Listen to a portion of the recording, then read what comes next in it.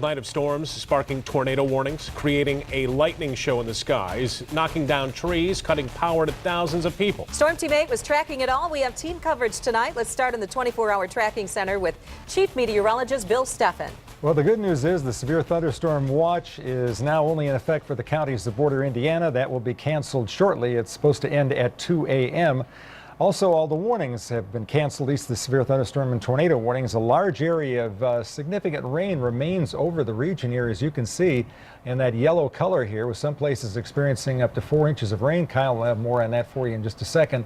I want to do a couple of things. First of all, we'll show you that most of the lightning is transitioned off to the east right now. Still a little bit left there in Barry County, but that should end. And I expect most of the rain to be gone here by early morning. Let's take a look right now, and we'll stop her. And I want to track the back edge of the storm right here. And the rain should be ending here in the Grand Rapids area at about 3:30 or so, over toward I-90 or US 127 at 5:47.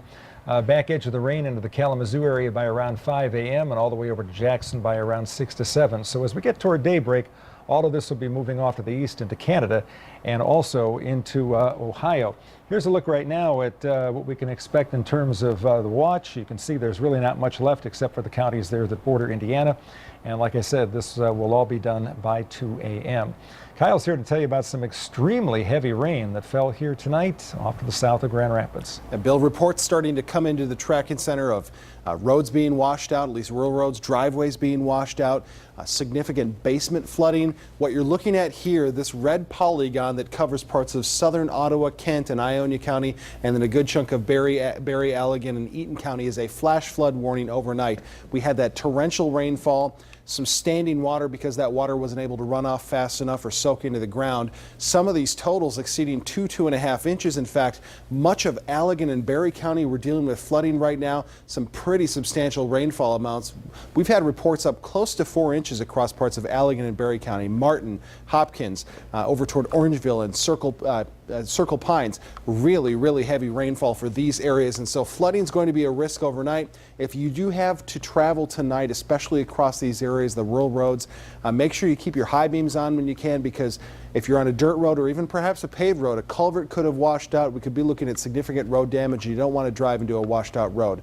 That goes without saying. We're going to have a lot more on daybreak. These damage and flooding reports are just starting to trickle into the 24-hour tracking center. So we'll keep you updated through social media at Wood TV, but also woodtv.com, and a full recap starting at 4:30 on daybreak.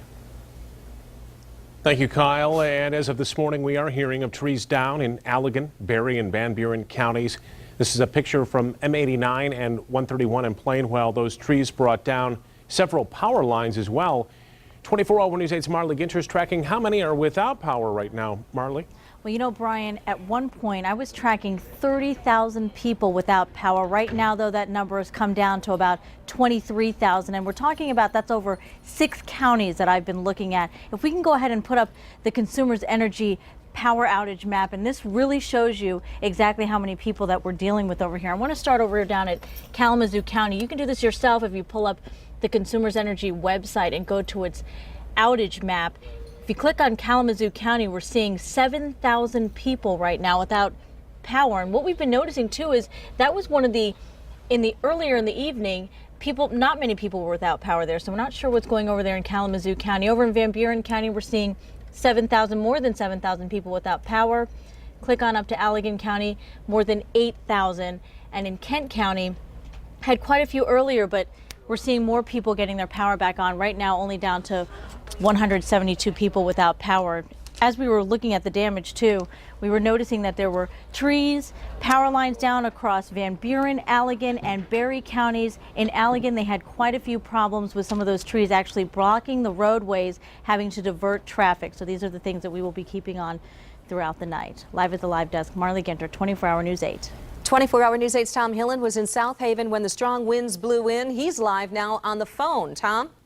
Well, Susan, that video that we're showing right now is some video that we shot when we were at the beach about 10:30 tonight at South Haven. I got to tell you, it was absolutely crazy. 1 minute it was completely calm, and the next minute those winds came out of nowhere. They were blowing, I mean, obviously sand everywhere. The garbage cans that were in front of us toppled over and started rolling down the parking lot. There was lots of lightning, and that continued for quite some time. We made our way through Allegan County, down M40. We're now near Gobles, and I can tell you there are trees down all over the place, lots of places without power. So if you are out driving tonight, be extremely careful, because even along M40, trees are down. There were several times that we had to slow down, get into the other lane just to get around a tree. And there are power lines down in the areas as well, so no matter where you're driving, if it's dark out, take it slow. Put your bright lights on, because there are dangers out there tonight as crews are out there working. Now, we have seen fire crews. We have seen road crews. There are some areas where you can tell trees used to be laying across the road, that they've cut them up and have removed them. So they are out here working, but still there are a lot of dangers out there. So just be very cautious, and especially watch for these crews as they are out here along the roads trying to get this area cleaned up. But again, lots of trees down, twigs, branches everywhere. I mean, it definitely looks like there were very strong winds that came through this area, guys. Back to you.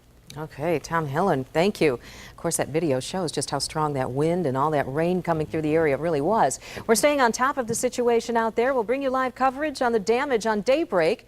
That starts in just a few hours at 4:30.